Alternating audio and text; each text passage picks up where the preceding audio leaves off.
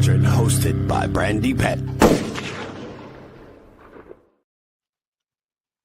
Welcome, everybody. It's me, Brandy P, with the Yes, I Am the Veteran podcast, and I am joined by my lovely co-host, the always amazing Miss Amelia Peacock from the Sentinels Collective, and Miss Pacifica Sauer from the Edit Labs, our resident sinister. How are you ladies doing?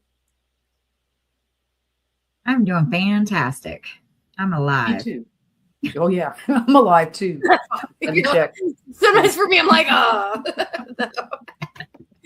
But, everyone's alive here. Yes. It has been a very rough few weeks for me, I'll be honest. But I am always thankful that I'm able to do these podcasts. And I'll be honest, this has been a hard week for me. There's been a lot of amazing people that I very much looked up to my entire life that have passed away this week. Even though I did not ever meet them, we did have the opportunity to interview briefly Dolly Parton, and I will regret that until the end of my interviewing days. But it is important to make the most out of your time that you're here, and don't miss opportunities. That's what I've learned out of this. What about you ladies? What are you up to? What are we, what? Well, what are we up to? Sorry, my hearing went left because it's been a hard week for me. Yeah. See, Amelia How are has you this guys rash on her behind that affects her hearing. Lord. What? She told me she was going to get it checked, but she has not yet. What? Girl, like that's like the story of my life. I've been chasing that struggle bus till the day I die, probably. Well, it's amazing to have you ladies back. I know it's been a very interesting and wild summer. I figured I'd put something to make everyone giggle just a little bit before we do invite our guests on for tonight. This is when we decided to meet Matthew McConaughey outside of Drive Tanks. All right. Right? Yeah. A little taller than I realized. He was a little taller than I realized. But it's always nice to have our previous guests return, and our guests tonight are no exception. So Ed Ford and Alan Chiasson, the authors of Postcards Through Hell, have an amazing book. They have done some amazing things with it, and I am amazed to hear the stories outside of the book itself. So I'm very much looking forward to introducing our guest for tonight, Mr. Ed Ford, our resident other Marine for the night. And so, Doc Chase, did you want to go ahead and reintroduce yourself? I know it's been a little while since you've been on the show. Oh, my name's Alan Chiasson. Everybody calls me Doc or Doc Chase. Firefighter, paramedic forever. Been working in Afghanistan and Iraq. Oh, look at that one. That is so cool. That's the first all-female crew for community fire rescue, actually. So, man, you look super cool in that photo. I remember trying to do cool firefighter photos, man, and I was not about going down those poles, 3 floors. I was like, I tried to line at 1 floor. Yeah, well, hey, I appreciate you posting that. That's a rare sight. I'm actually going to have it printed for my wall. I would. Absolutely. Anyways, I did 5 years in Iraq, PSD for the Department of State, and 3 years in Afghanistan for Department of Defense, where we delivered the mail. That's why they call us the Pony Express. Yeah, and I'm not gonna lie, your guys' unit patch was pretty metal. Looking at what you guys have sent me over the years. Yeah, that's my design. It's in Iraq we were with the shark team, so I had one that's made with a bunch of sharks, and this is just replaced with ponies. Those horses mean business. That one on the far right was supposed to have a cigar hanging out. He did. The funny thing about cigars is it can get you in real trouble during photo shoots, didn't I learn once?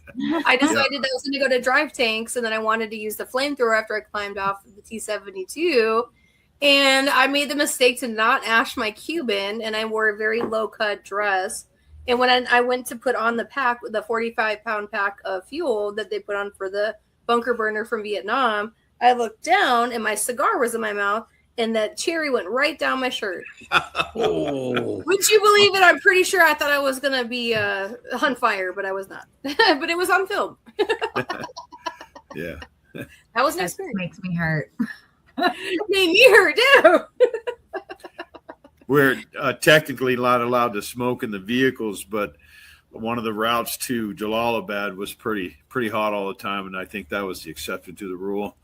So once we got past Arobi, I would light my cigar up, and then I don't care what anybody said. I figured if this is going to be my last run, then I'm going to enjoy my cigar. That's fair. And so you are Navy, and Ed, you're a Marine, is that right? Yes. Yeah, So retired recon Marine. Retired out of First Force in 2004. Did 20 years in the Marine Corps. Rolled right into contracting, and I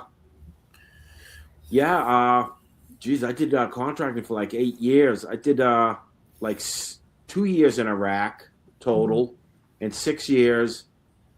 Yep, that was me up at the Salang Tunnel. Who's that guy?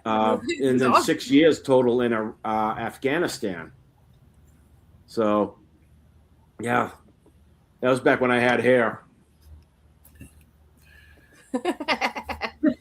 Well, at the end of the day, the hair really doesn't matter when you got to have it under a cover, I guess.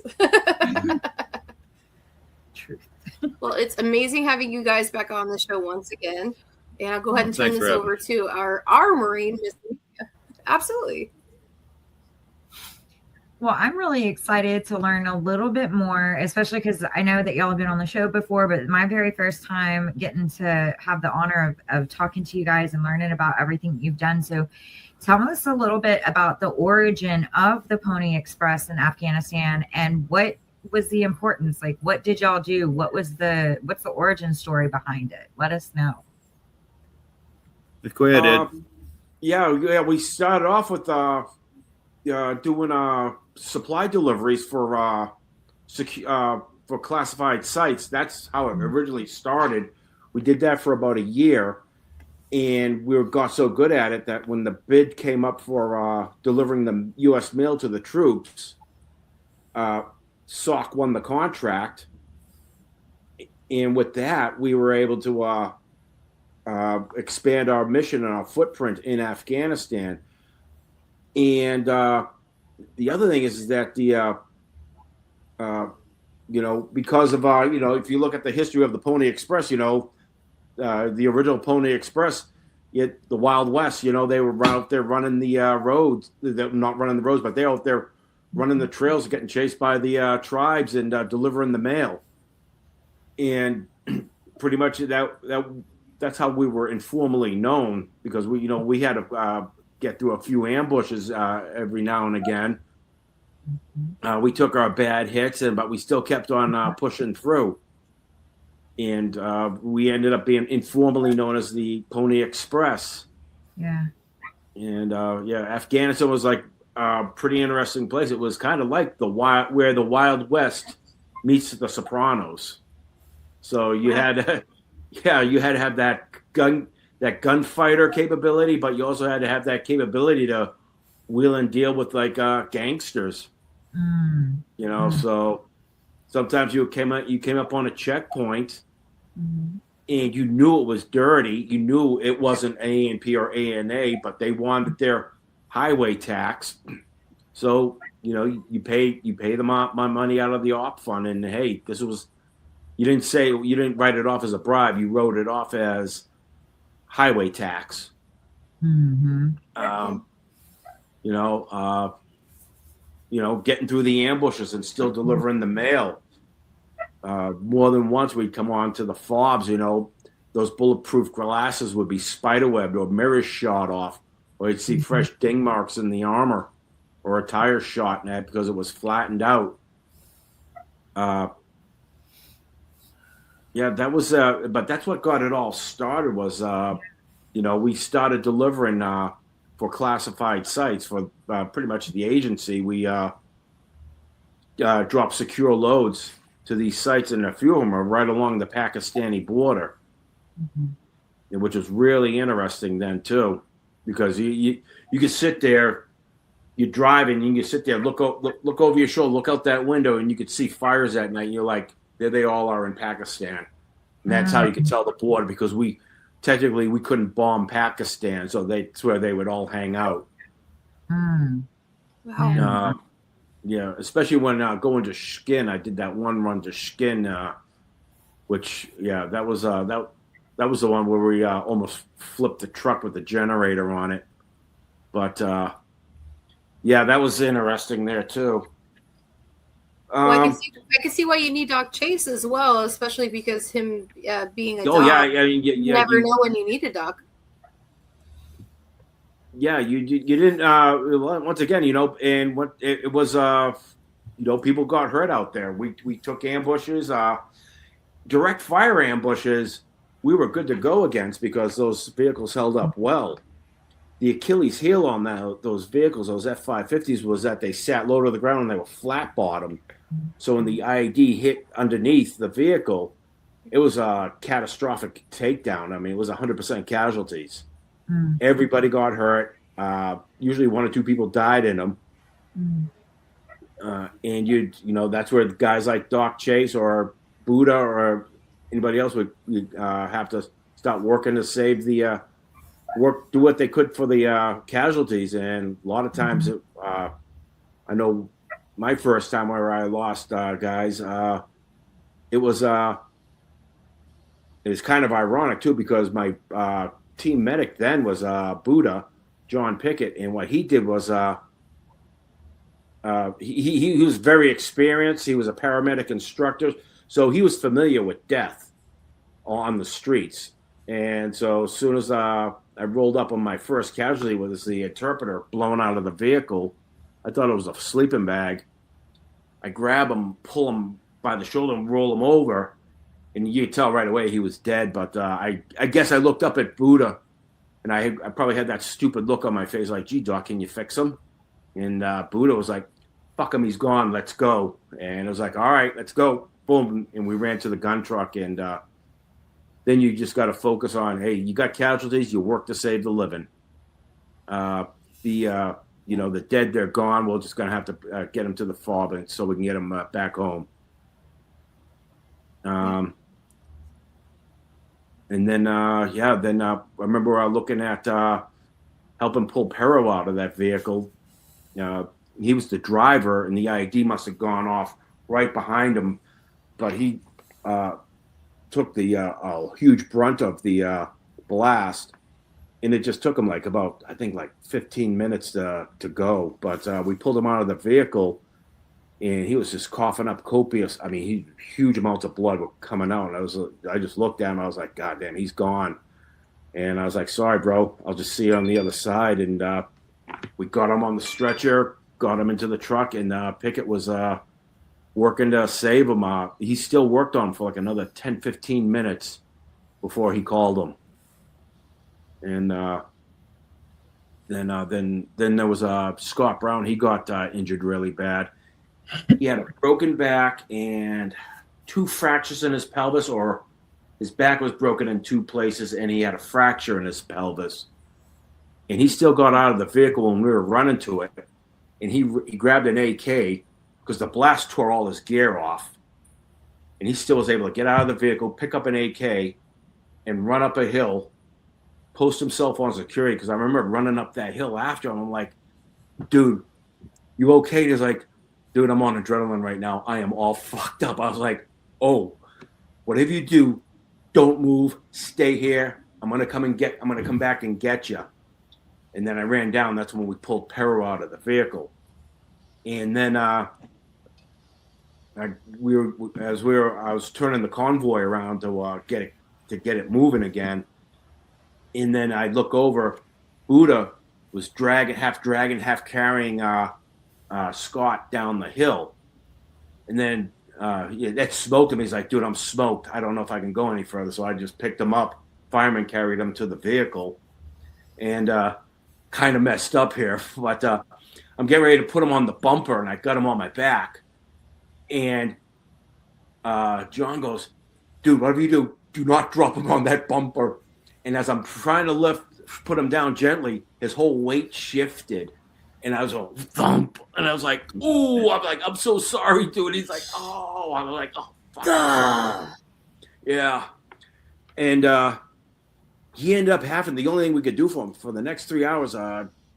John gave him the max of morphine, which was like 10 mil, I think. And 10 milligrams. It still didn't take the edge off. But he had to stand for 3 hours. And, those vehicles now, we're staying off the roads. Now we're in the riverbeds. So now we're rock hopping. And every time that vehicle shifted, you could hear him scream because he was going bone on bone. And, he's still like one of the toughest dudes I'll ever meet, I'll ever know. Because, he just manned that PKM the whole ride out for like 3 hours. And, and then a funny story about that, though, is a few hours later, everything's all settled down. He's in the cash. We're getting ready to evac him out. So he's all covered up. And the doc comes in, and he squeezes his tailbone, and he yells in pain. And it's me, our OGA rep, Mudflap, and then two of the Blackwater security guys. Mm-hmm. And we're all staring. Me and the Blackwater security guys, it just started right there. Every gay joke in the book. Oh, poor Scotty. He can't buck back anymore. He can't be bottom boy. And we're all laughing.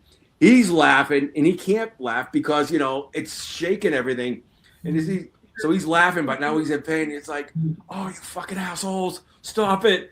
More jokes are coming out. And, so now we carry him out to the bird, and he's like, all right, man, we got you, man. He's like flipping us off. Fuck you guys. And but he came back like 6 months later, back to Afghanistan. I was like, dude, what are you doing back here? He was like, I'm going to end this contract on my terms, not on the terms of some little punk who got lucky with a couple of wires. I was like, yeah, you know what? That's good to go, man. That's real good logic there. Yeah. Well, and all of this in the name of getting mail, which is a huge mail and supplies. This was a supply run to Skin, so it was one of the it was like one of the other classified sites on the border. What kind of impact did you make on those guys out there in the Ford locations? When you they appreciate. They loved it. I remember one mail drop we did. We went to Gardez, and typically it was right around Christmas time. Typically, we'd only drop off 2 mail trucks and bring back 2. Well, this time we brought down 5 mail trucks, and they all these kids were out there, all the soldiers.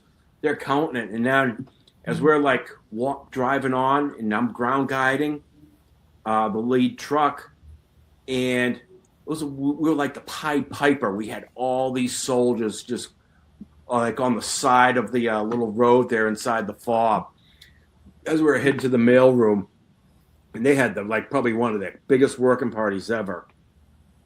So we could get a quick turnaround, and then we would take the empty mail or any of the outgoing mail in any empty boxes, and we'd run it back up to Kabul, then to Bagram.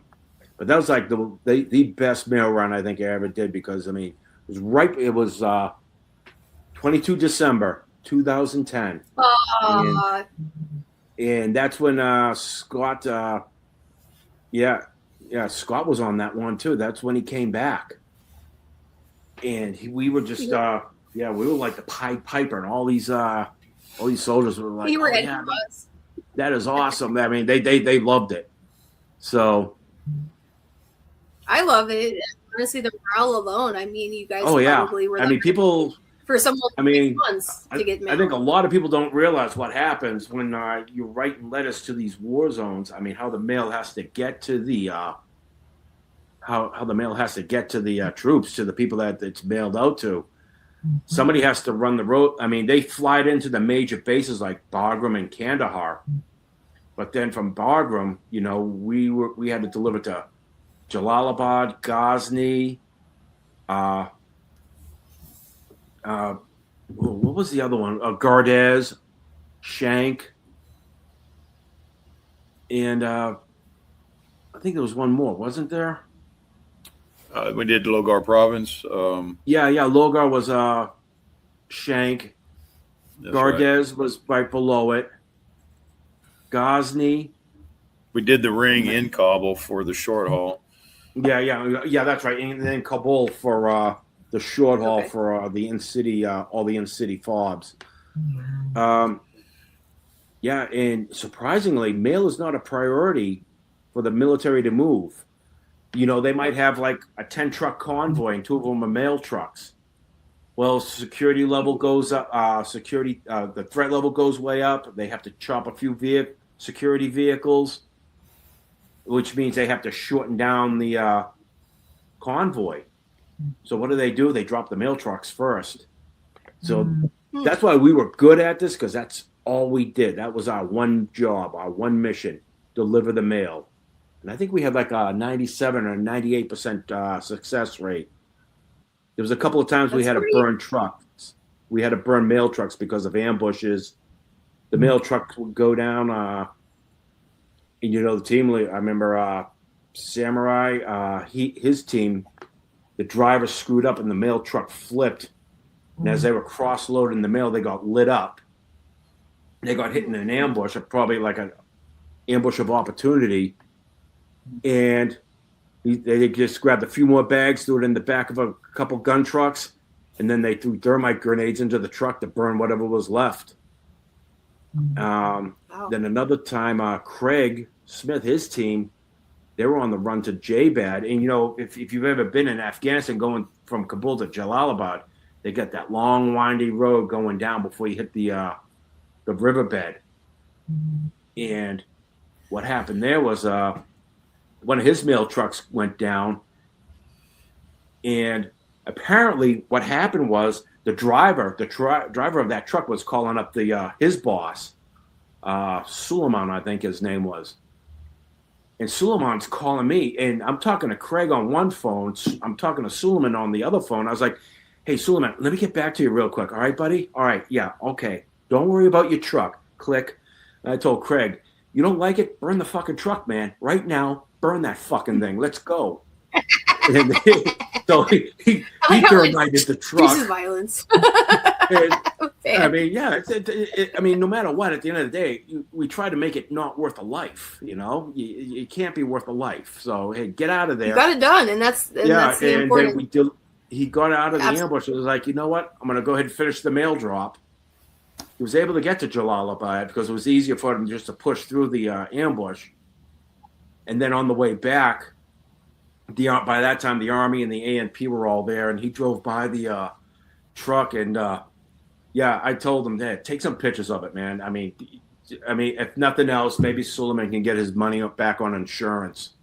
So we'll give him the pictures of the trucks so we can prove that it got burnt." At least that's some of the stuff that goes on. That's just some of the stuff that went on out there. It was great. Sometimes it was crazy, but like I said, I mean, it was the Wild West, and more than once you're dealing with like these dirty checkpoints, and you had to bribe your way out of it. So, I'd like to ask a question for Dr. Chase. Yes. So what is one of your memorable? I know I wanted to say that. I gotta know. I should have said doctor. It was like my mind. I said his full name. Anyways, you know what I said. But what was your most memorable delivery and why? It didn't involve the mail. It was, when we got to Afghanistan, we had a very small footprint, so we were actually kind of scrambling for contracts, just to stay alive. There were a lot of things that went into operational mode, like security licensing, weapons authority, and all kinds of stuff. So whether figuring that on the administrative side, we even had to have a SOC A counterpart in order to conduct business. And it was twofold. One was you're giving jobs to local nationals. Another one is you're stimulating the economy by putting U.S. dollars back into the deal. So when we were running critical supplies, one of them was to a fire base in Gecko, and we had just gotten a hold of the gun trucks. Before we were using up armored vehicles and thin skinned vehicles, and that's a lot riskier and stuff. But now we had gun trucks where we could actually defend ourselves a little bit better. But they left a huge signature. They were loud. They were painted white, so we kind of stuck out like a sore thumb.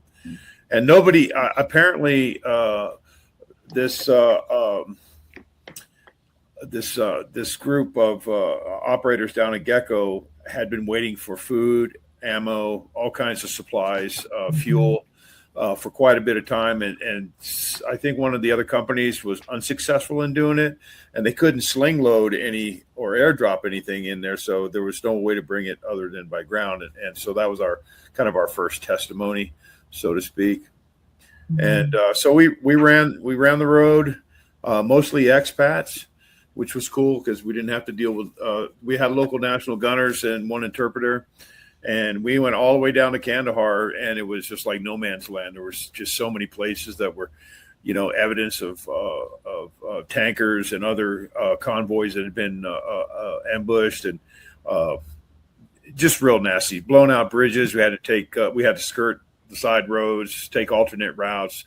It probably took about 8 hours just to do that one run, which is normally, if I was driving from here to San Antonio, it would be, done in a minute or so. But when we got there, there's a bunch of special operations forces guys that were patting us on the back, saying we had brass balls because nobody else could pull it off, and they couldn't believe we made it. And they got us dinner. They made us dinner. I was able to trade up a bunch of medical supplies with the 18 Delta there. He kind of hooked me up with stuff that I could take care of these other guys. Yes. When I got there wasn't anything. And the interesting thing a lot of people don't know is when we make a run somewhere, we have to come back the same route. There's no way around it. So we might initially have the element of surprise, but the Taliban knows that we're coming back that way, and it's easy for them to lay out an ambush. Now, initially we weren't primary targets; we were secondary targets or targets of opportunity. But as the Pony Express got more successful and became well known, it came to the point where we are now becoming primary targets. They even had a bounty out on our heads. So anyway, that was my most memorable one. Having SOF guys pat you on the back is pretty cool. Yeah. So do you want to talk a little bit more about the bounty on your heads while we're on the topic?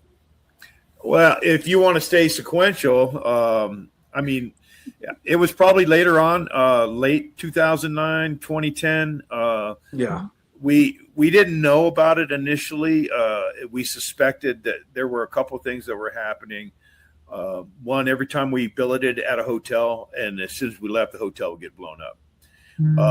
If we went shopping at a place for our groceries and supplies, I think it was like minutes after Money Mike left Spinny's, and they blew that up. And then was it before or after? I think they were on. It was after, yeah. It was after. Oh, okay. And then we used to go to the China Hotel for dinner because they served Western cuisine, and our food choices in the villa were very limited. Plus, we had a shitty ass cook. But so every once in a while, we'd go to the China Hotel, and we could eat there, and then they blew that place. The host that took care of us was killed, and that was a good friend of Mike's as well. So, then we started thinking, it's like every time we go somewhere, it gets bombed, and then later on we found out through intel sources that there was a bounty out for us. So, wow. I think it started off at like 5,000 per head, and then we were like, man, that's insulting. So we just kept on pushing. And, at least give 10. Right. Yeah, I mean, we were able to get it up to, I think we were able to get it up to like 20, 25. There's not a. All right, now that's respectable. On the document that I'm familiar with is it doesn't mention the amount on it. It's more a dead or alive type of a deal. But they wanted proof that it was one of us guys or our team or whatever the case may be. They wanted some kind of evidence of that, and however they were remunerated, that's their business, so to speak. But it had to have been up there because there were so many efforts to take us out. So yeah, I mean, and you just think about that, and that just also not really. No, not really. You know what? I think what bothers me the most is that we have a defensive posture. We're not allowed to engage the enemy unless you get engaged. The military used the rules of engagement. We use the rules for the use of force, and it's a step-by-step process. There was like the 5 S's. You had to show your intention to shoot. You had to shout them out. You had to warn them. You had to shine a light or shoot a pen flare. And then it was like shoot at the ground and then shoot at the vehicle. And then finally, the last resort would be shoot to kill. When you're being ambushed, that's a crappy ass process to have to go through. Or the mindset is a little bit kind of thwarted. And these rules were made up by guys that were never in combat, it was all a bunch of hearts and minds bullshit, but we were completely defensive. And so a lot of times when somebody says you have a bounty on your heads, I welcome, bring it on. You want to see the enemy, you want to engage the enemy, hope they take the first shot or whatever the case may be so that you could do that. Ed and I never saw the enemy in Iraq. When they shot at us, it was from a hidden location, or they detonated a bomb or an EFP. And then when they did have an opportunity to shoot, a lot of times it was shoot, and then they would take off and hide in a mosque or a hospital, whatever. We couldn't do it. And in Afghanistan, the Taliban wanted to fight you. And so it's like, I'm going to try to avoid a fight, but if you're going to bring one, bring it.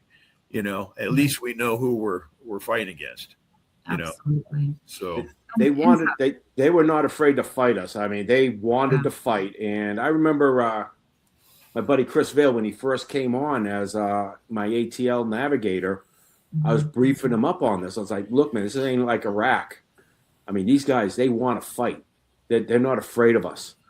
And he looked at me, smiled, and said, we're the adversaries. I was like, dude, be careful what you wish for.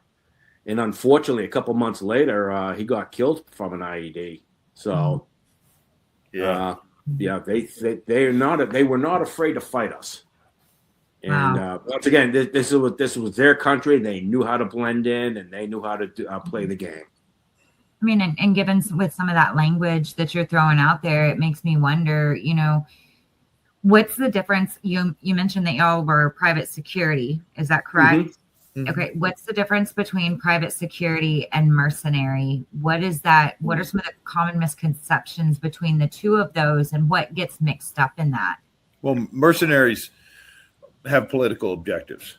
And again, they're offensive in nature. So they might start wars. They might set up counterattacks. They might do, small unit tactics where, that you can gain the advantage over the enemy, where security contractors are there for a reason, to protect an asset, to protect a client, to move, to keep things running, to augment the military.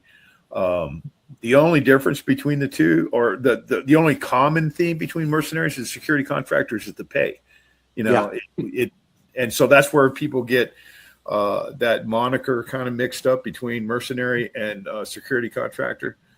Because of the fact that you get not copious amounts, I would say large amounts of money, but mercenaries can probably steal money and get away with it. Where we're bound by some form of law and legal institution, where mercenaries they're hired for that one purpose: to assassinate, to kill, to turn the tide of a war, to start coups, things of that nature.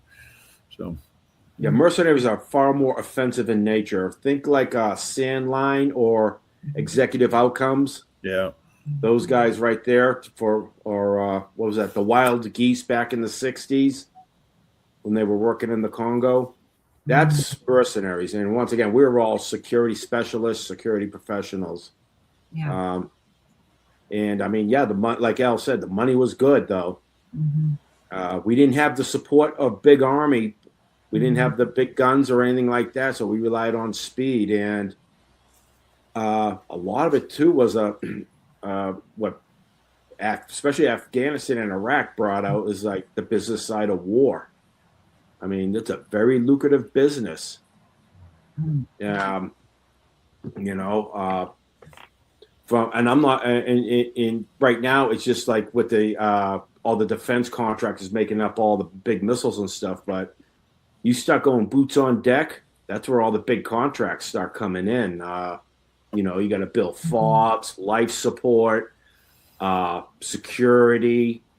Now you got to run the roads. You got to clear the roads. You know, you got your demining operations with all your civilian EOD types coming in. Yeah, very lucrative business. And, you know, a lot of people don't realize that. So. Yeah, it's, when you talk about war, there's always going to be some kind of a paycheck. But the military, you think they send X amount of people over there, whatever, not, but their mission is got to be specifically war. And a lot of times when they're tasked with doing everything to be self-preserved, so to speak, like deliver the mail, other missions like reconnaissance, route clearing, EOD, hunter-killer missions, high-value targets, all took precedence, and that's why the mail would sit for 3 or 4 weeks at a time. And now we're talking about the morale of all the personnel that are out these forward operating bases. So based on our success rate, they gave us a shot at it, and we turned out to be really good. Now, the cool thing is we still maintained some critical supply assets in addition to the mail. But every once in a while, we would get a manifest that was blank. And so it was kind of like, you look at Ed and he looks at you and grins, and I wonder how much money's in here. What's in this You're like, oh yeah. It's like we delivered payroll, like a lot of money in payroll. We delivered armed Chenoweth vehicles, the dune buggies that all the Rat Patrol guys drive around. It's all hooked up. We delivered those, and it was just like, wow. It's blank manifest. It's got to be cool, that kind of thing. But the mail was always attached to it. And again, I think our weakest point, but to travel that route, the only thing we could do to be time, place, unpredictable would be to leave at different times. We painted the trucks black. We started running missions at night. And here's the interesting thing. We didn't have nods or night vision goggles or anything like that. We drove them fucking trucks with our lights off. Oh yeah, blacked out. So on the GPS, Did you guys see any giants in Afghanistan? I need to know the answers to this. If you're running, any what? Any giants in Afghanistan? Giants? Yeah, there's like an urban legend that they have the giants in Afghanistan with like bright red. It's not an urban legend, man. They had them in Sardinia too, like giants. Exactly. I was just curious. Well, I'm sure they're out there, but they never gave us any. Especially driving at night. Driving at night, and so it's a different. When you knew you were on the straightaway, you just took it for the length of the GPS map, and of course, you're not real time in terms of your location, front or back. But when you had either a village coming up or a turn somewhere in the road, you just flashed your lights on, you made the turn, and you blacked them right back out again. Yeah, And it was just some crazy stuff. There's a lot of things that, Brandy, you don't know about that we, as long as we've been friends, we haven't talked about. Because the only other people that would understand what we did was each other. So, a lot of times me and Ed would call each other up, or we talk to Mike or Drew or any other bros. And we say, oh, yeah, I remember that. Remember when we did this and remember that? It's like, that's not in the book, because nobody would believe that we pulled that shit off. Nobody. Yeah. So it's not out there. We don't share that, but amongst ourselves. So how did you guys? Sorry, I'm sorry. How did you guys come across the contract? How did you get the opportunity, and how did you name the unit, the Pony Express? And I don't think we named it. I think people just started calling us that. It wasn't some this is like the Pony Express. It was it just appeared. Kind of a thing. I don't even remember the date. It was just like, hey, those guys are, they were talking about being badass and whatever not. so there wasn't nobody coined the term, so to speak. It was just one of those things that kind of developed. Who said it first? I have no idea, but it stuck. As far as getting the contract, I think when the Department of Defense realized that they weren't being productive in terms of developing or delivering the mail, they knew something had to be done about it, because the morale level was getting so low. People were complaining. They're like, "Where's our mail? What's going on with this? What's going on with that?" And so they finally put it out. But there was only a couple other contractors that were out there doing stuff that we wanted, the Four Horsemen. But they moved trucks in the hundreds. And when you have that many vehicles on the road at one time, it's really slow moving. We had small ops. We ran 3 trucks with 5 mail trucks, and we hauled ass. We didn't stop for nothing. And so we were faster, quicker, and we were more successful. It's harder to hit a moving target. But when you got one that's like herding cats, those guys got blown up all the time, and the military's not going to spend money on losing mail like that. Now, Ed talked about losing trucks and we had to burn them. That makes perfect sense to me, because of the fact that we don't know what's in that mail. We don't know what that cargo consists of. That when we receive the mail, those assets are locked. We might see them loading stuff into it, but for the most part, we're guarding the trucks. We're doing mission prep. We're off to the side, getting ready to make this run. You get it on a flatbed, it's all locked up, and then you go. If the vehicle gets hit, if it crashes or it catches on fire or anything like that, we don't have time to offload or cross-deck all of that mail into another truck. It's just too labor intensive. So we just threw thermite grenades in them and we burned them, because we didn't want that stuff falling in the hands of the enemy, because that's going to give them intel. That's going to give them cash resources. That's going to give them access to, what do you call it, pogey bait or care packages, all kinds of stuff like that. So, if we can't get it to the people that need it, then we're not letting that Taliban have it. Yeah. So that's good. Yeah, and I love that, because that's exactly, honestly, when you were talking about that, and that's exactly where my mind went, is they did that because you can't let that fall into the hands of the enemy. Yeah. Let Ed tell you about that hit in Calf where they had to destroy one of the vehicles with a Hellfire missile. A couple of them, didn't they? Oh yeah. That was my. We were trying to do a run up to Herat, and the Army had the road blocked off. It was just outside of Kandahar. The Army had the road blocked off, and so we were either going to sit there and wait, go turn around and go back, or we're going to try to bypass it. And one of the soldiers was like, "Yeah, you just go down, go west, take the road west, cut through the village, and come on back up. We'll let you through that way." It's like, all right. So we're going. We took the route, but now it's not starting to add up. So now I'm looking for a plan B. I'm out of the vehicle, and my vehicle was starting to back out. I was out of the vehicle at the time and looking for a route, and boom, it hit a mine. We figured it was just an old mine from back when the Russians were there. It hit a mine, and I just remember it was like slow-mo. I was like, looked over, and you could see the back bumper flying up and just that huge gray cloud of the blast. And I was like, oh, shit. And there was a ditch right over there. I jump into the ditch because I thought it was going to be a complex attack. And what happened was nothing was following up. So we go running down there. Pickett's running down there, and then it was Dave Thomas also that was with us.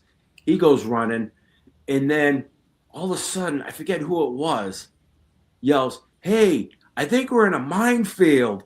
Everybody stops. Now we're looking for footsteps, and we're just starting to tiptoe our way through, stepping on previous footsteps till we get to the vehicle. And that was the very first time I lost a vehicle. It's and a for sure. Yeah, and Yeah. That was an eye opener because what happened was we had everything tied down tight in those vehicles. Sorry. And the blast just threw everything out. And funny thing is, the locals, the LN gunners had pomegranates back there. But what happened? And so I'm looking back there. They already got the two gunners out because they're all jacked up from the waist on down. They're I mean, the bones are all broken. And I'm looking in there and I see like all this white stuff with red pulp on it. And I'm like, hey, check their mouths, sweep their mouths. I think they're spitting their teeth out. And then, no, they're all good. They're all good. I think it's the pomegranates. And I was like, oh my God. All right. I mean, exploding pomegranates, man. Who knew, right? I didn't try to claim that on your disability. Yeah. And so then we got the casualties and we're starting to move them out. And then the Army rolled in with their mine clearing team, cleared out an LZ for us and set up a perimeter. And John's working with their medics. And they actually got a Black Hawk helicopter in, and we were able to get our casualties onto that. We've got 3 casualties on there, and we had to fly them over to the CAF for their treatment. And with the CAF, the LNs went to, I believe they call it FOB Hero, where they had their medical station set up for the locals. And they treated Alex, the Serb, at the CAF cache. So we picked up Alex, then we ended up going over to FOB Hero, which was like right on CAF, and we saw our guys. No, but I wanted you to tell them about the Hellfire missiles that you got the military. Oh yeah. So what happened was I thermited the truck.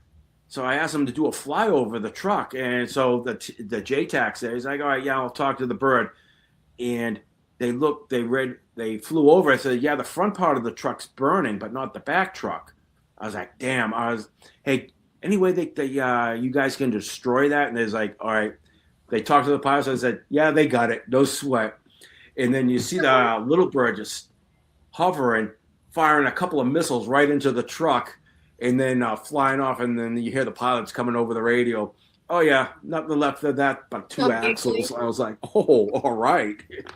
So the point of that story is the fact that we wouldn't let the Taliban have mail. We're not going to let them have armor either. So, I mean, it's important to destroy those vehicles because you don't want anything to be salvageable that's going to benefit them in terms of turning around and using it for future ambushes and stuff like that. So I think it's important to understand that we took care of business and we kind of meant it. A lot of people just didn't know. They think, oh, well, 1, some people don't know where the mail came from. 2, they don't know how it got there. 3, it's just mail, you know. In the simplest of terms, it could be as small as a little letter. You know what I'm saying? But people don't understand the risks that we took just to get it there. And if that's all it took, that's the difference, again, to being a mercenary versus a contractor, because you have a different motive. It's not always about the money. It was about, serving our country in another manner, continuing to give back in some small form, taking on a mission that's bigger than ourselves, so to speak. And then, one of the other benefits is just the fact that we bonded with each other over these crazy stupid shit, man. It was just like unbelievable. When you were talking, there's one thing that's not in the book that I'm going to go ahead and mention anyways, because I don't really like this guy, but this dumbass was in the truck practicing his quick draw and he shot himself in the leg. And I was just going, yeah. Many a time I've seen that. Okay. So, it happened. And the interesting thing is there's a small group of us, one of the beginning to end type of a thing where we never tolerated idiots and assholes and dumbasses and whatnot.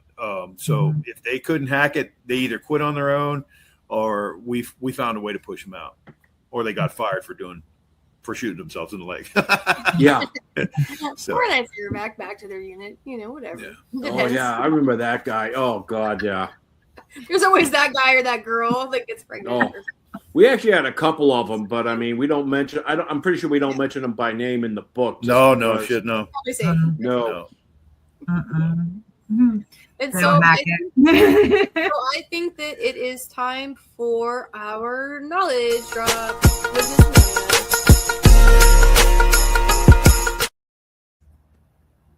Sorry, I love the music. It gets me every time. So it goes perfect actually with what we're talking about tonight. I am gonna do a knowledge drop about the epidemic of disconnection, y'all. Okay.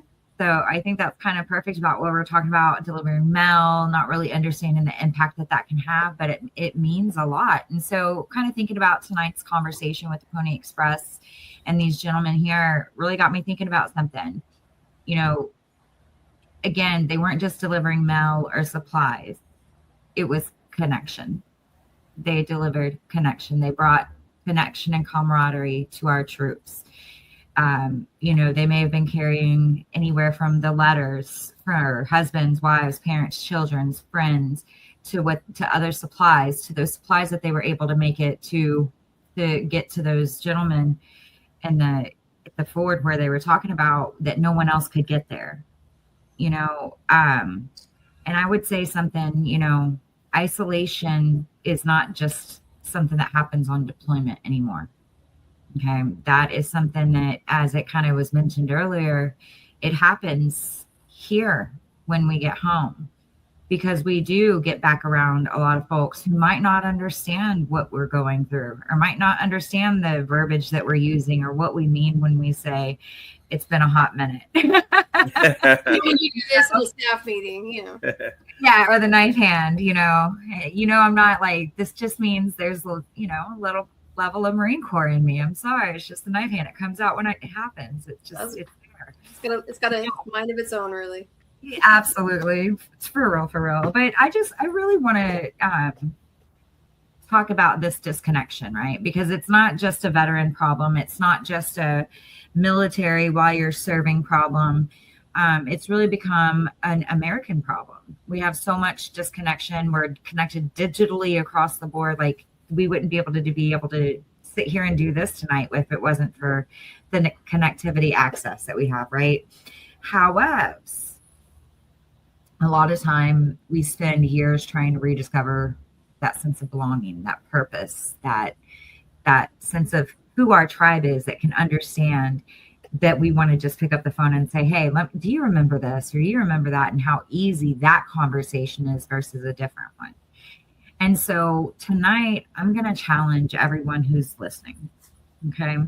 I challenge you within the next 30 days. So you have 30 days, okay? Find 30 days. But here's the deal, okay? Here's the catch. You've got 30 days. Find one community that sparks your curiosity and give it that honest try. Don't just show up once. You know what I'm talking about. Girl, these kind of thoughts get me in trouble every time. I'll tell you that. Don't just show up once and be like, oh, I did it a million. Out. That's not my kind of thing. Nah, give it an honest try. Okay. Maybe it's the VFW. Maybe it's the American Legion. Maybe it's a local civic group. Maybe it's your church group. Maybe it's a volunteer organization. Maybe it's one of those steer wheels that you spin and then your disabled ass bounces off of it because you want to be with your community. Maybe it's that. I don't know. Yeah, you know, who knows what it is? Anything. It could be anything that gets you going. You know, maybe it's a something you've never even considered before, like maybe joining in and taking a knife making class and seeing how like that part. You know, maybe it's getting a new tattoo. Any of those things. So, but here's the deal. Don't just show up once and decide it's not for you. Give it a chance. Show up a second time. Show up a third time. I will say, for me, I found that belonging usually shows up after consistency is there. The relationships are not just built in one day. And community is not built in one day. Trust isn't built in one day.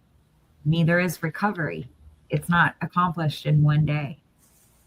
And so with the Sentinels Collective Heart at Mind, you know, we believe resilience grows in relationship. The opposite of isolation isn't just being around people. It is belonging. And so with that belonging, the Pony Express, who delivered letters and supplies across Afghanistan, today, many of us are carrying something just as important. The opportunity to remind another human being that they matter and what they've been through matters. So if you're feeling disconnected, find a group, one cause, one mission, one community that sparks your curiosity and give it a real chance. Show up more than once, learn some names, let people learn yours. Because resilience doesn't grow in isolation. It grows in relationship. And community isn't something we find. It's something that we build together. So just like the Pony Express carried messages of hope across Afghanistan, each of us, again, has the opportunity to carry that same message today. You matter, you belong, and you don't have to walk this road alone. Exactly. And, one of those places happens to be the VA. If you've never reached out before, you've never asked for help, do that. The worst thing that would happen is you don't have a good experience, but imagine if you had a great experience. Imagine if you were able to get the therapy and answers or your community that you've been looking for. And I know a lot of us do very much look for that sense of purpose, but make that your sense of purpose. You are your own best advocate, and I'm never going to stop beating that drum. Thank you, Miss Amelia. Thank you. Yeah. All right, Miss Pacifica, you got a question for us? Well, I do. I was just curious, why write the book about your experience overseas, and tell us about Postcards Through Hell, and what was your experience like writing the stories for the book? Oh, Jesus, that was we're knuckle draggers. We're not writers. Yeah. And somebody started this project. One of the other guys in Louisiana was working on a movie set. And there was a writer he was telling stories, and he goes, "Oh yeah, I'd write a book about it." And he goes, "Well, I can't write." So this other guy offered up, his talents, and he started writing, but he never finished. And it sat dormant for a couple of years. And then me and Ed just said, "Hey, why don't we just take it on ourselves and give it a shot?" I've written a lot of text. I've been published before in magazines, but it's more about tactics, procedures, information like that we share across, some information networks on SWAT techniques, medical emergency medicine techniques, stuff like that. So I took a stab at it, and of course it sucked.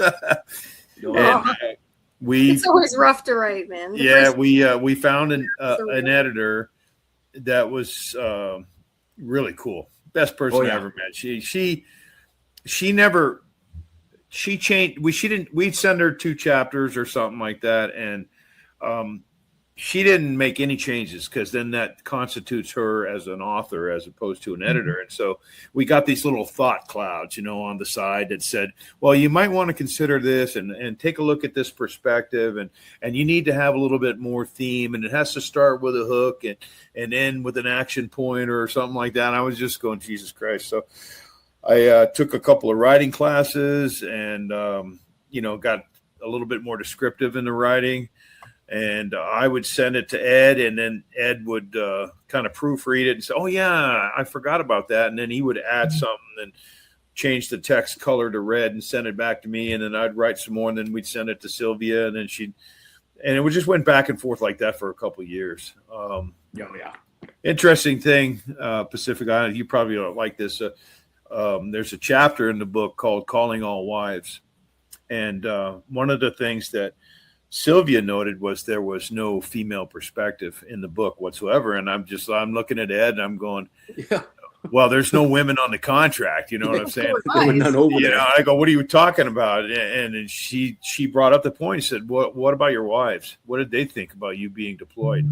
What was it like, being gone for so long? And what about the mothers of the guys that got killed in action, where, how they were, when and how they were notified, and all these other things that we never thought of And so we ended up conducting a couple of more interviews, with mothers, wives, girlfriends, and stuff like that. And we wrote that chapter to kind of broaden the view, so to speak. I mean, this is an interesting story within itself, only because of the fact that nobody knows about anything. It's just completely, at first it's confidential, and then all of a sudden it's not classified anymore. And now it's like, who knows who did this, who did that? Well, we don't care. We got our mail, that kind of a thing. But now that we have that, believe it or not, women are empowered in this book. But it wouldn't have happened without Sylvia. I love that. I remember the first rough draft she read of that chapter. Yeah. She came back and says, because guys were married back then. Now they're ex-wives, ex-girlfriends and stuff. Yeah. Then so everybody took a beating one way or another. So there was some harsh stuff written, and Sylvia was like, "So do you guys really want to get sued that bad?" So I was like, "Okay, I think what we're gonna do here is, all right. I think we need to soften the tone a little bit." It was tough, but she's the one that basically got us over that hump. It took about a year, and then we spent like 3 years trying to market it. We couldn't get a traditional publisher to pick it up, and then there were other services that wanted to publish for a fee. We're on an extremely limited budget. But the main reason that we decided to write it was because we lost our family, our brotherhood. These guys, there only 2 of the expats were given any kind of military honors, where everybody else was treated like cargo. And there are no epitaphs. There's no memorials for any of these guys that got killed. And then we've lost 2 or 3 guys post mission now. And so writing it was therapeutic for me and Ed. Brought back a lot of good memories, some bad memories and whatnot. But a lot of guys embraced it. They were all happy to sign on, so to speak, so they can get that story told. But it wasn't about fame or anything. It was more about honoring the guys that we lost. Yes. And that was probably the most important thing to us. I don't know if you got a copy of the book, Brandy. I do. I don't have it on my. On the inside cover, there's an endorsement by Patrick Donahoe. He's the 73rd Postmaster General of the United States, and he didn't know we were delivering the mail until I sent him the manuscript. And he thought the Army was doing it. He didn't know it got subcontracted. So I sent him the manuscript, and he read it, and then he gave us his glowing endorsement. But now that we kind of have our foot in the door, so to speak, I want to go further and try to see if I can get a commemorative stamp to honor those guys as well. I think you should. I mean, you got the it's good. It's not the Pony Express in the West; it's the Pony Express in the East. That's the Marvis to connect you with if you need help. Right on. So but I think it's amazing, and I think you guys should go for it, because we have interviewed historians from the 688, and they talked about delivering mail during World War II and the issues that they had to deal with.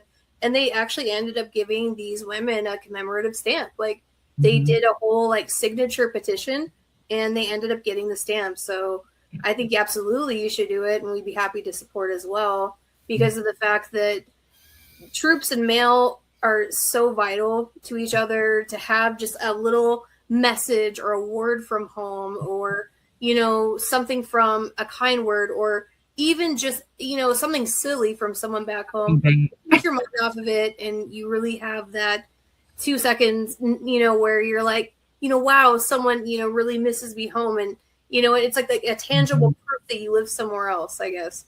At least, those when we talk about the theme of brotherhood and what kind of bonds us together, there are just sometimes when you're with a like-minded individual and you pull off a mission like Gecko, or a 98% success rate, you just turn to each other and you high five, and people don't understand. What are you doing? I said, well, no, we just didn't survive an ambush. We didn't die. Actually, we accomplished a more important mission, and that's kind of an unspoken thing between us.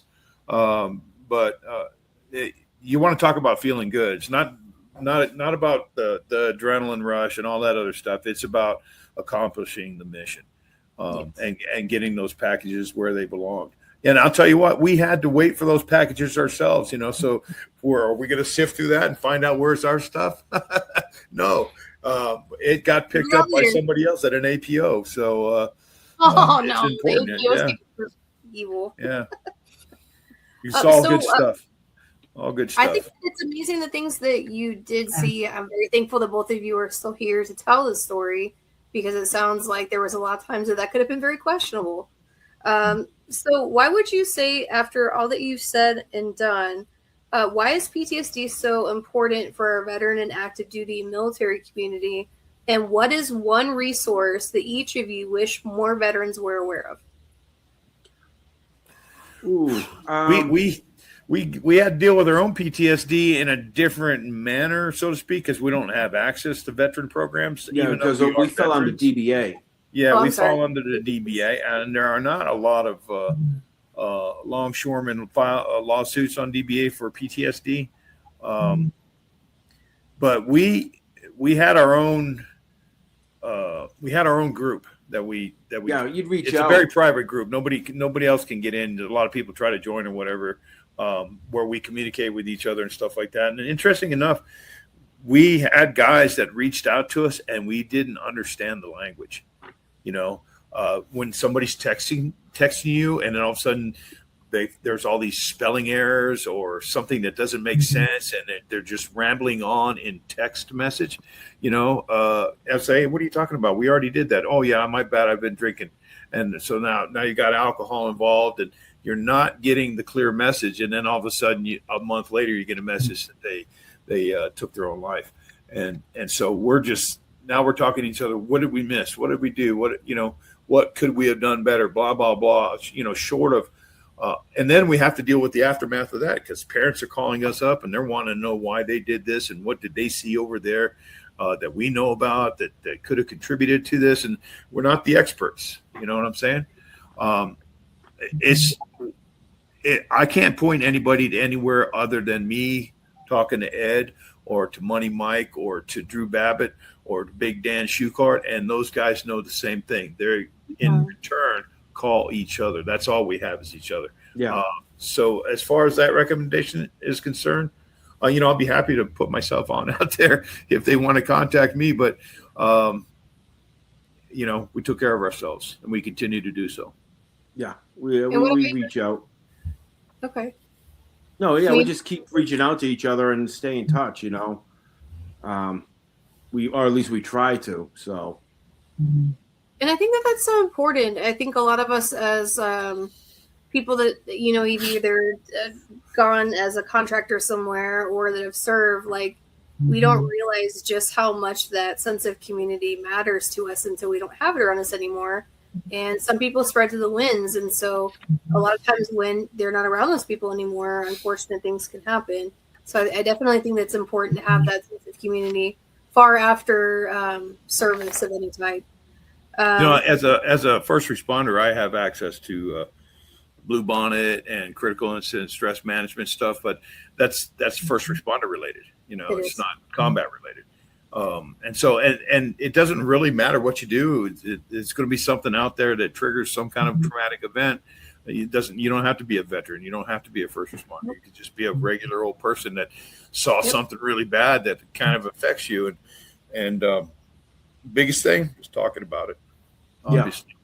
Yeah, I agree. Yeah. And so it is time for Pacifica Sea Story, fact or fiction. So we decided to do the podcast because Pacificas are basically a resident senator, and she'll tell us the wildest stories with the most straightest of face and no inflection in her voice, which is quite the talent.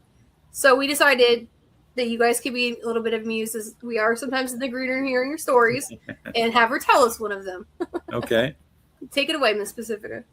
Okay, so back on the ship, everyone knows that I was on a submarine tender, and submarine tenders have everything you could possibly need to fix a ship, supply a ship, make something for a ship. This includes submarines, armaments, and one of these, one day we got some newbies on board in the shop, and one of them was a bowling superstar. He had won a bunch of tournaments. He loved to bowl.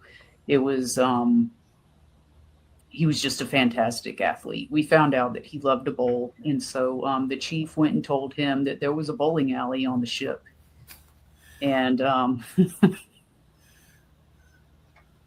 we did have video games, and a small library on the ship, but no bowling alley. Like, y'all made fun of me for being Air Force. Like, okay. Right, but so without seeing it, he had his mom ship his bowling ball to the ship overseas. And so his 16-pound bowling ball shows up in his bag.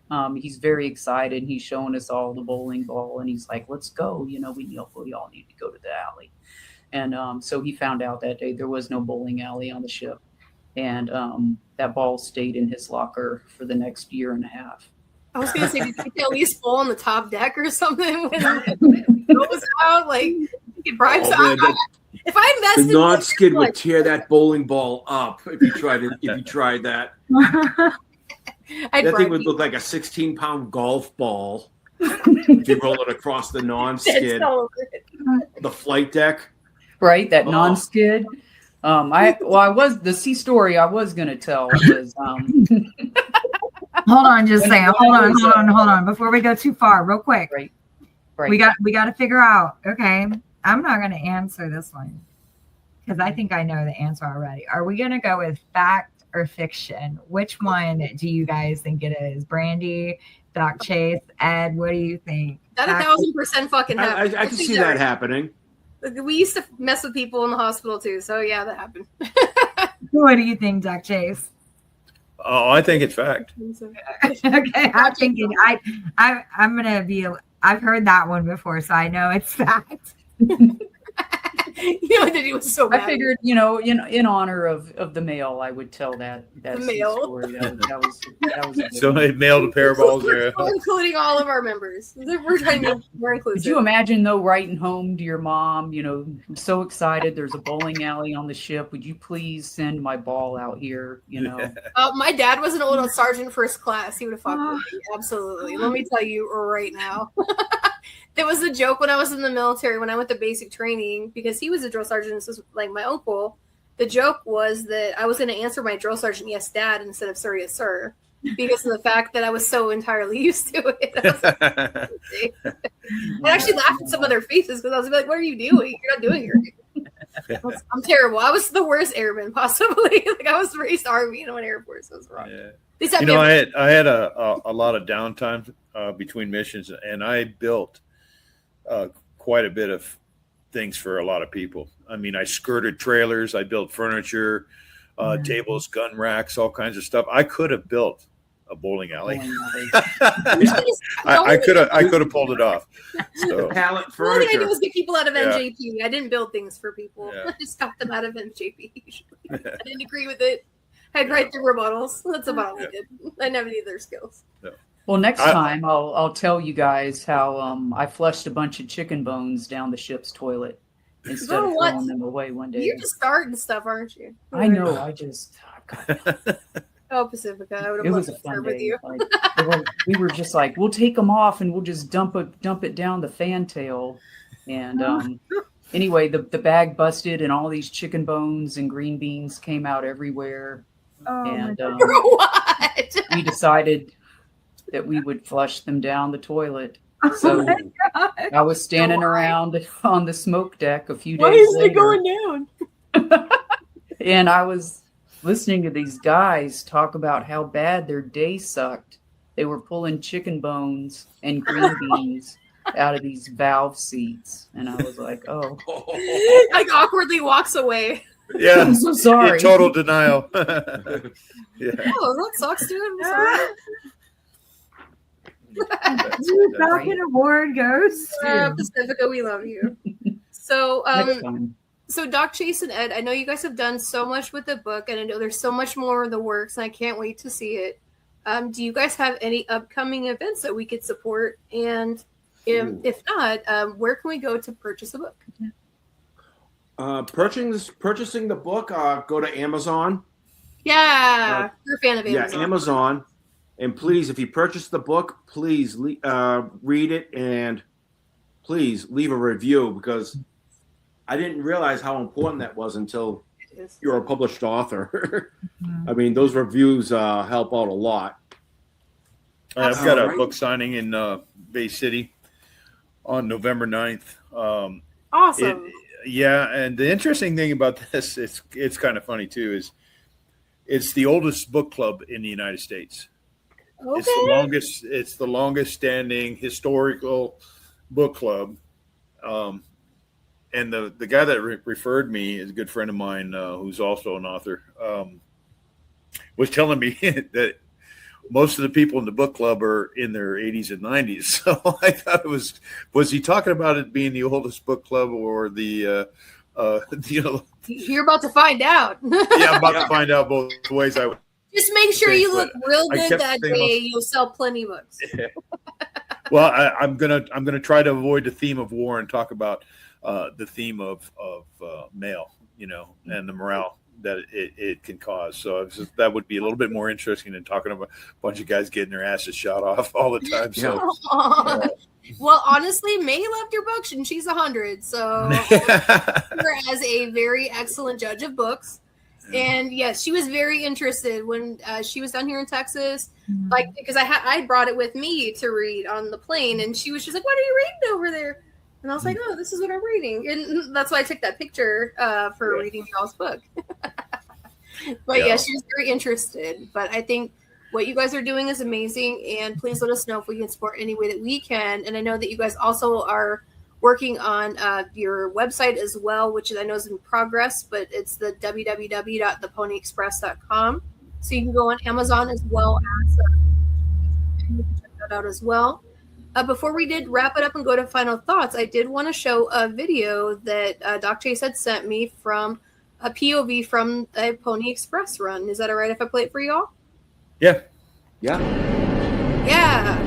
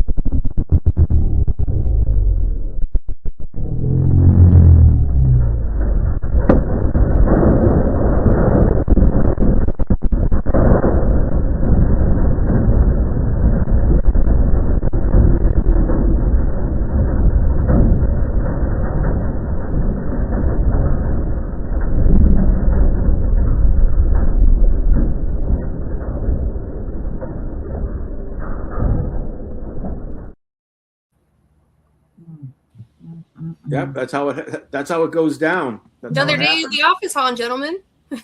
Yeah. So that was a matter of poor timing, but what I think and what's mentioned in the book is that was a buried covert on the road, and they're usually about 1,000 yards apart for miles, and so we've driven over them coverts that didn't go off.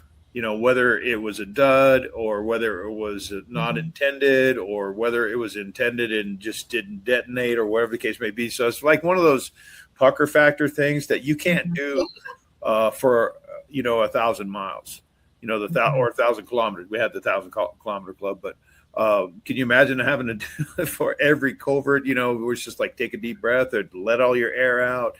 What are you going to do? Whatever. You just can't think about that stuff anymore. So that was a 50-50 kind of deal for us. Yeah. So. Definitely was. And we're very thankful that you're here today to even be telling us your story. And sometimes talking about and hearing a story and physically seeing it kind of put things more into perspective. So I'm really glad that you did send that and I could show a little bit of that today. I know we haven't ever showed it before, so I was very excited. But I did want to go ahead and wrap it up for tonight. I know we did go a little long, but we always love having you guys on, so it's always our pleasure. But we will go ahead and do final thoughts. So we will go around. I'll start with Pacifica. Pacifica, what are your final thoughts for today? Wow. Well, I remember watching my buddies just bawl when they finally got mail from their people. And so I just want to, it's a thankless job, and people don't realize what goes on in the background. And, thank you for having the balls to risk your life, so people could hear from their folks and get their stuff out too, and get paid and everything else, the things they were looking for. So, I mean, outstanding. Pleasure to meet you. Thank you. Oh, yeah. No, that nice meeting you. Awesome meeting you. Yeah, they're quite a fan of your work too, Miss Pacifica. Well, thank you. 6-time Emmy Award winner and such, Yeah. And so, Ed, what would your final thoughts be for today? Thanks for having us on, and we really like getting the story out there. I mean, it's a little known aspect of war. I mean, something that's delivering the mail, and the business side of war. I mean, how would it, and then of course afterwards, what do you do afterwards? What happens when the music stops? Find that sense of purpose. That's the big thing. Even if it's just a part-time job, 2 or 3 days a week, find that sense of purpose. When I first came home, there was a veterans ranch out here. I hung out there all the time. But I mean, as time went on, doing different things and stuff, I still show up down there, just not nearly as much as I used to. But, writing that book too, it was, like Al said, we wanted to honor our fallen. Plus, I mean, it was therapeutic too.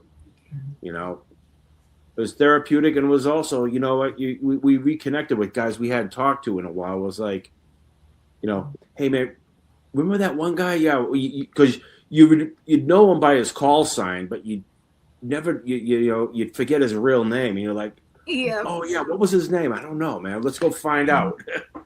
It's usually like a wildly inappropriate nickname too, and you're like, oh, I can't use that. Yeah. But yeah, the big thing was just getting the story out there for us. Yep, absolutely. And Doc Chase, well, what would your final thoughts be for tonight? Well, our public publication contract ends October 12th. And we have a mini-series option on the table. A screenwriter is interested in doing some film adaptation. I wouldn't mind throwing a bug in Pacifica's ear. Hey, would love to see what she can do with that. Let me tell you. Yeah, well, the interesting thing is, on my research, there, aside from 888, there hasn't been a lot of Hollywood stuff like that, especially in modern day era, so to speak. It is a true story. There's no embellishment. We tried to humble ourselves as far as that was concerned, and so I would love to get that message out to a lot more people, and this might be one avenue that we have as an option. Although it wasn't our intended purpose, it's presented itself, and I think we're going to go ahead and run with it. So I love that, and I can't wait to see where you guys go with this. Yeah. Book signing, is it in California or is it in Texas? I'm sorry. What's that? The book signing that you have coming up? It's in Bay City, Texas. Down by Matagorda Bay, whatever. Okay. I know exactly where that's at. My daddy lives down in that area. That's why I was curious, because I thought I heard Bay City. Yeah, Amelia and Pacifica are both originally from the Houston area. Yeah, I saw that on your profile, and I was going, "Oh, that's Lang. That's my new friend." And so, when did you say it is? October, I think he said. Yeah, I'll definitely save you girls a copy. Yeah, let us know. When is it? What's the date of it again? November 9th. But the day before the Marine Corps birthday. Wow. Oh gosh. I was like, no, I'm not gonna say it. Oh. So I can send Brandy the specific address. I know they're taking us to lunch first, and then we do the meet and greet sometime thereafter. So I would imagine 1 or 2 o'clock in the afternoon would be around then. I don't have too much. I am currently on deployment in the Permian Basin of all places. So I'm rooming with a couple of mouse and I had a tarantula in the truck the other day. It was just past mating season, so there's spiders everywhere. There is literally nothing out here. I'm completely isolated, but I have a lot of experience with austere deployments. So that's my thought for the day. I love it. And we definitely have some copies of May's book for you guys as well. Awesome. Yes, that it's a children's book. It's not a book like yours, but it does have some very interesting images of May in her life and adventures as an original Rosie the Riveter. I rode the tank with her in the picture. Maybe. Oh, cool. The illustrations made me laugh pretty hard. I did not submit those pictures actually. And we had some amazing people write the forwards for us as well, like Jackie Spear, who survived Jonestown as well, and became very famous. That's huge. Yes. So she wrote the foreword to it. It was very interesting a project. So I was just a small piece of it. So I very much understand what it is you guys are saying, because there's much more that goes into a book than just writing it and being like done. There's so much more to it. Yeah, I'm still learning myself. I know nothing compared to what you guys know, but it's very much a challenge. But I would just say for my final thoughts for the day, I just wanted to let everyone know that we chose our veterans, we're our veteran and our first responder. We chose to do a first responder tattoo by Chris Blinson from Ink Master Season 6. We basically had to decide between two women that both needed nipples after double mastectomy, and how do you decide who gets a set and who doesn't, right? Like for me, like I wouldn't have been able to sleep, so I was just like, we're gonna Oprah this, like everyone's getting them. Why can't they both get one? That's like one can get the left side and one can get the right. You don't do a half-ass job. I told her Last Action Hero ones, like you get like one that's like a smiley face and one right. She was like, no, I was like, that's what we could do stick-on nips. We've done that before. That's another podcast. We've done stick-on boobs and they fell off. It was hilarious. Anyways, she had like giant googly eyes and like they were all moving around. We were both just laughing at each other. But the adventures I have. But yes, so Chris is going to be tattooing our first responder as well as one of our veterans with PTSD. And so I'm very, very excited that we can partner with No Hard Feelings Tattoo as well as Chris Blinson and many other artists to give amazing tattoos to people that truly need them and deserve them. Awesome. That's cool. I'm always happy that we do that. And we'll definitely be doing more in December. Most likely we will be doing our second knife making course of the year. We were going to do in October, but we decided to push it back to December. So we can have the people that we'd like to have in the class that had some scheduling issues. But that will be something that we'll be doing in the future as well. And that is a knife making class that is entirely free and taught entirely by Forge and Fire champions.